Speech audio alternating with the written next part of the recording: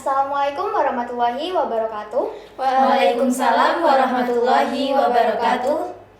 Kami dari SMK 1 Pancasila dari kelas 11 Akal 4. Berdirinya kami di sini akan menyampaikan sedikit materi tentang sejarah. Sebelumnya, ada pepatah mengatakan, tak kenal maka tak sayang. Untuk itu perkenalkan, saya Melia Delima Citra. Saya Flora Agustina. Saya Andini Dwi Cahaya Febrianti. Saya Junita Natania. Dan saya Lydia Oktariani. Mengapa kita harus mempelajari sejarah?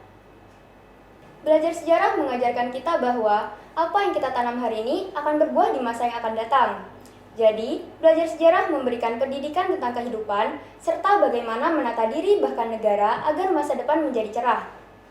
Topik pembahasan sejarah yang paling populer adalah tentang masa penjajahan atau pemerintahan kolonial.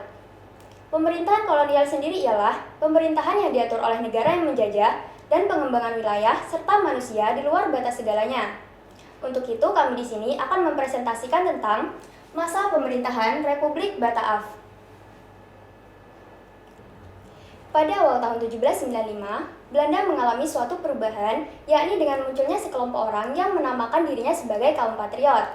Kaum patriot ini terpengaruh oleh adanya semboyan revolusi Prancis yang berisi tentang liberté atau kemerdekaan, égalité atau persamaan, dan fraternité atau persaudaraan. Untuk semboyan revolusi Prancis kala itu ialah seperti ini. Kaum patriot ini menginginkan adanya negara kesatuan. Bersamaan dengan adanya keinginan kaum patriot tersebut, pada awal tahun 1795, Belanda diserang oleh tentara Prancis, yang akhirnya Raja William kelima melarikan diri ke Inggris. Raja William kelima merupakan stadtholder terakhir Republik Belanda. Belanda mengalami kekalahan, dan wilayah Belanda dapat dikuasai oleh Prancis. Sesaat setelah itu, dibentuklah pemerintahan yang baru sebagai bagian dari Prancis. Pemerintahan ini menamakan dirinya sebagai Republik Bataaf. Pemimpin Republik Bataaf kala itu ialah Louis Napoleon. Nah, sedangkan dalam pengasingan Raja William kelima, ia ditempatkan di kota Kew oleh pemerintahan Inggris, yang kemudian mengeluarkan perintah yang dikenal sebagai Surat-Surat Kew. Isi perintah tersebut ialah agar para penguasa di negeri jajahan Belanda tersebut menyerahkan kekuasaannya kepada pihak Inggris bukan kepada pihak Prancis. Untuk gambar surat Kew kala itu ialah seperti ini. Dengan adanya perintah tersebut, maka Inggris bertindak cepat dengan mengambil alih beberapa daerah di wilayah Hindia, seperti Padang pada tahun 1795, kemudian menguasai Banda dan Ambon pada tahun 1796. Inggris juga memperkuat armadanya untuk melakukan blokade terhadap Batavia. Inggris melakukan blokade terhadap Batavia secara politis bermakna sebagai respon terhadap perintah Raja William kelima untuk mengambil alih beberapa daerah di wilayah Hindia. Nah, untuk mempertahankan kepulauan Nusantara dari serangan Inggris tersebut, maka pihak Prancis dan Republik Bataaf memerlukan pemimpin yang kuat. Akhirnya, ditunjuklah seorang pemuda dari kaum patriot yang bernama Herman Willem Daendels. Herman Willem Daendels lahir di Hatem, Belanda pada tanggal 21 Oktober 1762. Ia meninggal di Elminagana pada tanggal 2 Mei 1818 di usia yang ke-55 tahun. Ia dimakamkan di Dutch Cemetery Elminagana. Ia adalah seorang politikus dan jenderal Hindia Belanda yang ke-36. Ia memerintah antara tahun 1808 sampai 1811. Herman Willem Daendels bersekolah di Universitas Harderwijk. Ia merupakan anak dari Burchard Jan Daendels dan Jonisa Christina Tolken, dan beliau menikah dengan Aleida van Vlierden. Daendels merupakan seorang pemuda dari kaum patriot yang dikenal sebagai tokoh muda yang revolusioner. Ia memiliki latar belakang sebagai orang yang memiliki pandangan liberal dan dipengaruhi oleh revolusi Prancis. Daendels yang dikenal kejam, ganas, dan bengis sehingga mendapat julukan sebagai Jenderal Guntur dan Raden Masgala. Hanya membutuhkan waktu 1 tahun untuk merampungkan seluruh pembangunan jalan raya pos. Dan ketika itu merupakan sebuah prestasi luar biasa di Eropa. Alasan dijulukinya Daendels karena Daendels memiliki sifat gila akan hormat, gila akan kuasa, dan keras kemauannya. Tetapi bagi pemerintahan Belanda, Daendels menjalankan tugasnya dengan baik. Pemerintahan Herman Willem Daendels pada tahun 1808 hingga 1811. Herman William Daendels sebagai Gubernur Jenderal memerintah di Nusantara pada tahun 1808 hingga 1811. Tugas utama Daendels adalah mempertahankan Jawa agar tidak dikuasai oleh Inggris.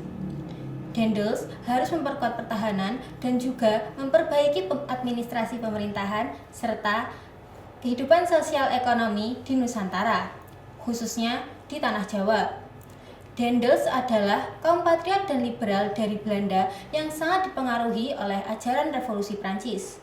Daendels ingin menanamkan jiwa kemerdekaan, persamaan, dan juga persaudaraan di lingkungan masyarakat Hindia. Oleh karena itu, Daendels ingin memberantas praktek-praktek feodalisme. Hal ini dimaksudkan agar masyarakat lebih dinamis dan produktif untuk kepentingan Negeri Induk atau Republik Bataaf. Langkah ini juga untuk mencegah penyalahgunaan penguasaan dan sekaligus membatasi hak-hak para bupati yang terkait dengan penguasaan atas tanah dan juga penggunaan tenaga rakyat. Daendels melakukan beberapa langkah strategis, terutama menyangkut bidang pertahanan dan keamanan, bidang administrasi dan pemerintahan, serta sosial dan ekonomi. Bidang pemerintahan. Daendels melakukan berbagai perubahan di bidang pemerintahan. Ia banyak melakukan campur tangan dan perubahan dalam tata cara adat istiadat di dalam kerajaan Jawa. Sebelumnya, pejabat VOC berkunjung ke istana terdapat tata cara tertentu. Misalnya, tidak boleh memakai payung emas, kemudian membuka topi, dan harus duduk di kursi lebih rendah dari dampar atau kursi singgasana raja. Daendels tidak mau menjalani seremoni yang seperti itu. Ia harus memakai payung emas, duduk di kursi sama tinggi dengan raja, dan tidak perlu membuka topi. Sultan Pakubuwana IV dari Kesunanan Surakarta terpaksa menerimanya, tetapi Sultan Hamengkubuwana II menolaknya. Penolakan Sultan Hamengkubuwana II menyebabkan terjadinya perseteruan antara kedua belah pihak. Untuk mempertahankan kedudukannya di Jawa, Daendels berhasil mempengaruhi Mangkunegara II untuk membentuk pasukan Legiun Mangkunegara dengan kekuatan 1.150 orang prajurit. Legiun Mangkunegara adalah organisasi militer angkatan bersenjata ala Eropa dari Kadipaten Mangkunegara.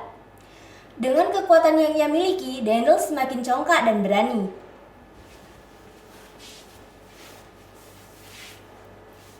Daendels mulai melakukan intervensi terhadap pemerintah kerajaan-kerajaan lokal.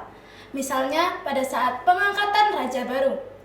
Melihat intervensi dan kesewenang-wenangan Daendels, Raden Rangga mulai terdorong untuk melakukan perlawanan terhadap kolonial tersebut. Raden Rangga sendiri adalah kepala pemerintah mancanegara di bawah Kesultanan Yogyakarta. Oleh karena itu, Sultan Hamengkubuwana II mendukung adanya perlawanan tersebut. Namun, tidak membutuhkan waktu yang lama. Pasukan Raden Rangga dapat segera ditumpaskan oleh Daendels. Setelah berhasil mematahkan perlawanan dari Raden Rangga, Daendels mengeluarkan ultimatum terhadap Sultan Hamengkubuwana II agar ia menyetujui pengangkatan kembali Danureja II sebagai patih dan Sultan harus bertanggung jawab atas segala kerusakan yang telah ditimbulkan oleh Raden Rangga. Namun, Sultan Hamengkubuwana II menolak adanya ultimatum tersebut.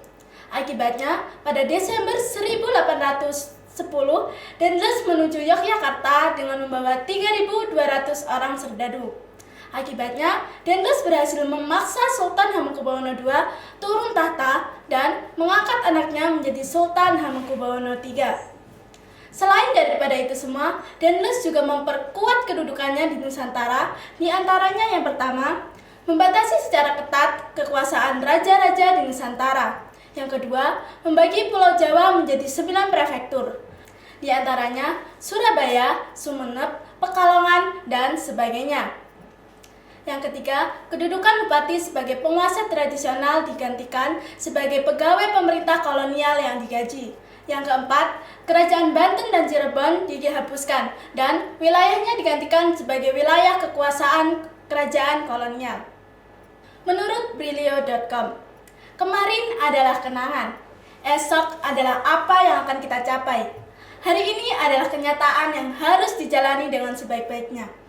Jangan pernah ragu untuk menengok masa lalu, karena dari situ kita bisa belajar akan arti sebuah kehidupan. Sekian presentasi dari kelompok kami. Jika ada salah kata dan salah menaruh rasa, seperti kamu dan dia yang selesai tanpa pernah dimulai. Wassalamualaikum warahmatullahi wabarakatuh. Waalaikumsalam warahmatullahi wabarakatuh.